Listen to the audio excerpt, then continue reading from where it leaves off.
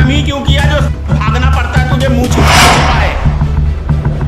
बस TV channel पे अपने जो खरीदे हुए तेरे दल्ले वो चैनल वाले हैं, वो तुझे बुला लेते हैं और तू उसके ऊपर अपनी मन की बात सुना के चला जाता है। तो तेरे मन की बात से तो देश का पेट भरने वाला नहीं है, और अब तूने देश में कुछ छोड़ा भी नहीं जो कुछ उसके ऊपर कोई प्लानिंग करेगा कोई, क्योंकि तूने अपने पिताश्री अपने यारों को सब देश की संपत्ति दान में दे दी, गुलामी कर लिया उनसे, चंद रुपए लेके देश को बेच दिया सबके उद्योगपतियों के हाथों, विदेशी कंपनियों के हाथों। तुम्हारे जैसे नरेंद्र मोदी जैसे, अमित शाह के जैसे नेताओं को और योगी आदित्यनाथ के नेताओं को जैसे रोड पे जूते लेके पब्लिक ढूंढ रही है। तुम लोग को आओ मैदान में, बिहार में चुनाव है ना, कम है मोदी जी, देश की सारी सुरक्षा व्यवस्था लेके आ जाओ, लेकिन जूते लेके पब्लिक ढूंढेगा। ये हाल किया है बिहार का, देश का।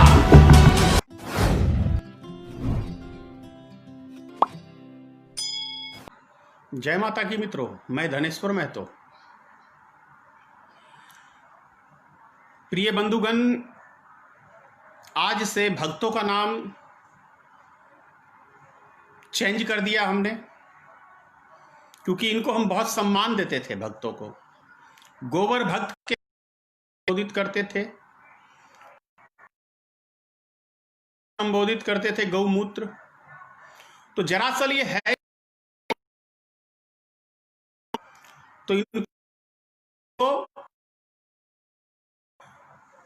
भक्तों को गोबर भक्त कह के हम इन्हें सम्मानित करते थे। दरअसल ये सम्मान के योग्य ही नहीं है, क्योंकि आपको बता दूं, हिंदू रीति रिवाज के हिसाब से हिंदू समाज के अंदर गौ के गोबर से आंगन नीपना बहुत शुद्ध माना गया है, और गौमूत्र को चरना अमृत बना के प्रसादी के रूप में बांटा जाता है। तो ये बहुत ही पवित्र माना गया है। तो इनको हम एक सम्मान देते थे, लेकिन ये असल में ये सम्मान के योग्य ही नहीं है। अब पूछिए क्यों नहीं है? तो अभी जो भारत के अंदर जीडीपी दिखाई गई है, पिछले 70-72 सालों में शायद भारत की ऐसी अर्थव्यवस्था कभी चौपट, क्योंकि इनके जो पिताश्री हैं श्री नरेंद्र मोदी, इनके 3 मैंने बाप आज से नाम चयन किए हैं। उन तीनों बापों का नाम मैं बता रहा हूं आपको। योगी आदित्यनाथ रंडवा है, नरेंद्र मोदी रंडवा है, इनको तरह तरह की चाहिए, तो इनकी ये नाजायज औलादें। और तीसरे में है एक वो तरी पार गुजरात का अमित शाह, कुछ है ही नहीं आगे पिछवाड़े में कहीं भी कुछ। भैंस की सूरत देख लो, अमित शाह की सूरत देख लो, आपको कहीं कोई फर्क नहीं पड़ता है। जिस तरह से भैंस के आगे बीन बजाते रहो, भैंस क्या खाती है?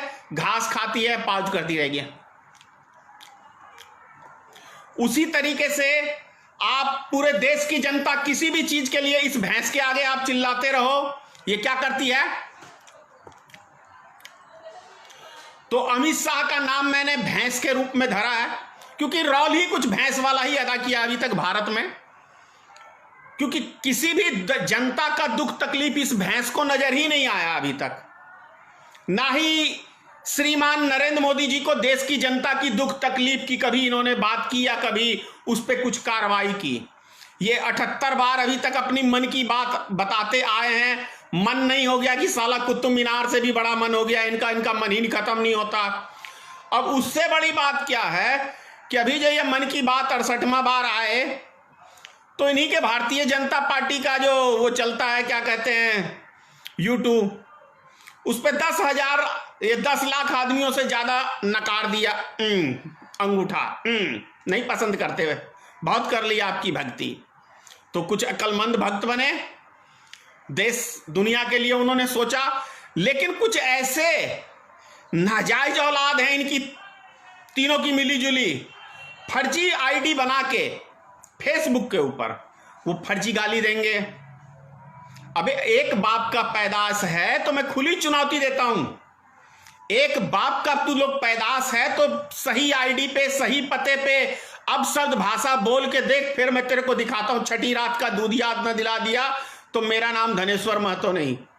छठी रात का तेरा बाप जो तीनों नाजायज है वो भी नहीं तुझे बचाएगा, क्योंकि तुम लोग की मानसिकता यहां से खत्म हो चुकी है। तुम लोग को इस मुल्क से प्रेम नहीं है, तुम लोग को इस देश की नागरिक से प्रेम नहीं है, तुम लोग को इस देश की अमन शांति से प्रेम नहीं है।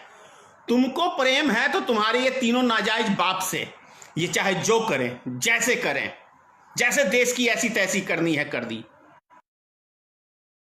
मैंने इन भक्तों का नाम मोदी की 3 बाप की औलाद, नाजायज औलाद, जो फेसबुक पे उल्टे सीधे कमेंट्स करते हैं, उनके लिए ये लफ्ज है। सब व्यक्ति ना समझे, संसार में बहुत अच्छे व्यक्ति हैं, उसमें भी जो अच्छे व्यक्ति थे वो राह पे आ गए हैं, नहीं आए हैं अभी तक। जो इस देश की बीमारी है वो राह पे कभी नहीं आना चाहते हैं। तो ये शब्द मैं उनको कह रहा हूं कि नरेंद्र मोदी की, यानी कि 3 तुम्हारे बाप हैं, तुम 3 आदमियों की नाजायज औलाद हो। खुली चुनौती दे रहा हूं इस लफ्ज से, क्योंकि तुम लोग जिस गंदी तरीके से कमेंट्स करते हो दूसरे की मां बहन के ऊपर, तो तुम्हारे ऊपर भी ये उससे बेहतर मैं फिट कर सकता हूं। इसीलिए मैंने, तुम एक को बोलते हो, मैं तुम्हारे 3 बाप बना दिए मैंने, और तुम 3 आदमियों की नाजायज औलाद हो।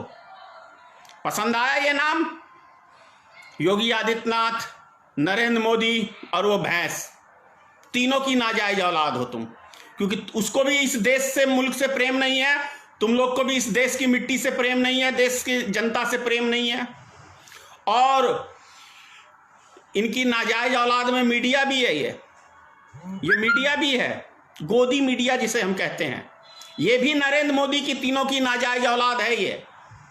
और वो नाचने वाली 2-2 टके की जो पत्रकारिता करती हैं, 2-2 रुपए में मैं मुजरा करती हूं, मुजरा ही कर रहे हैं अभी ये गोदी मीडिया देश के अंदर मुजरा ही कर रहे हैं।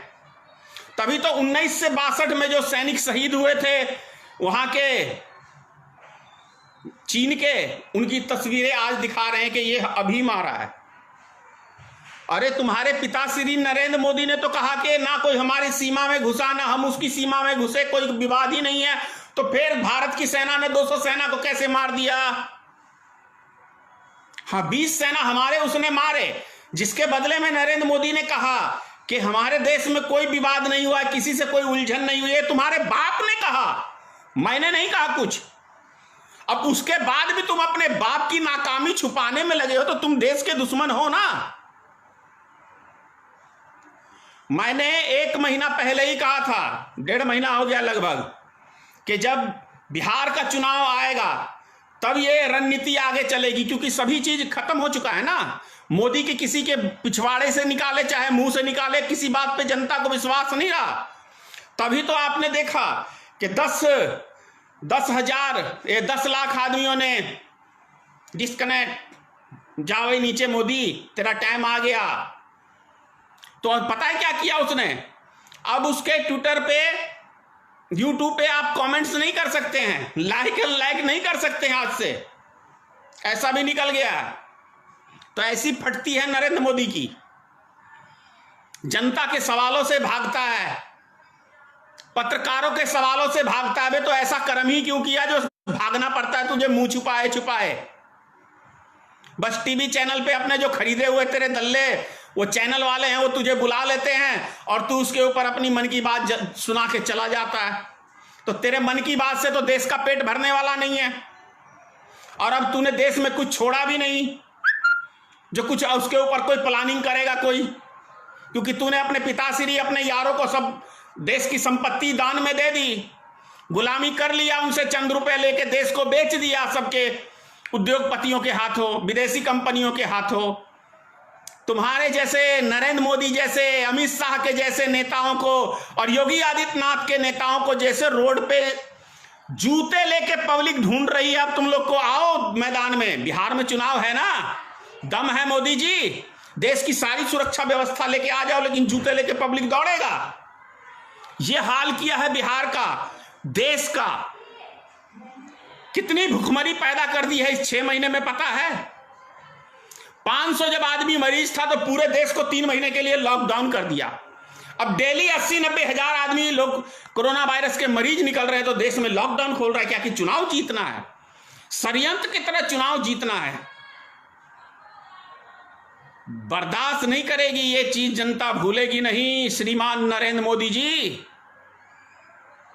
डरो डरो, जनता से डरो, जनता की अदालत से डरो, वो भी डरता है। जनता की एक ऐसी अदालत है, जब मूड पलटता है तो बड़े बड़े तख्तो ताज आते हैं। और जर्मनी तो तुमने बना ही दिया है भारत को। जर्मनी को हिटलर ने बर्बाद किया, भारत को श्रीमान नरेंद्र मोदी की तिकड़ी टीम ने बर्बाद किया। एक वो यूपी का गुंडा अपनी गुंडागर्दी से मुसलमानों को, दलित को, ओबीसी समाज को और खासतौर से अपने ब्राह्मण समाज के लोगों को भी डराने का खूब काम किया उसने। तो ब्राह्मण समाज भी उसको उत्तर प्रदेश में छठी रात का दूध याद दिलाने के लिए तैयार है। और मुसलमान, दलित समाज, ओबीसी समाज तो है ही है। कितने दिन, अरे 4 रात की चांदनी, फिर वही अंधेरी रात, अंधेरी रात आने वाली है। और जो पहले पार्लियामेंट में माननीय अध्यक्ष साहब, क्या मैं इस सदन में आने के योग्य हूं कि नहीं हूं, वही रोने का टाइम आ गया मिस्टर योगी आदित्यनाथ। वैसे ही रोएगा और वैसे ही तू जेल में सड़ेगा। तेरे नसीब में जेल लिखी हुई है, समझ गया। जितना देश की जनता को और यूपी की जनता को पेड़ने का काम किया है ना, स्वर्ग भी यही है, नर्क भी यही है, यही भुगतेगा। जय हिंद, जय भारतीय मित्र पार्टी, जय माता की।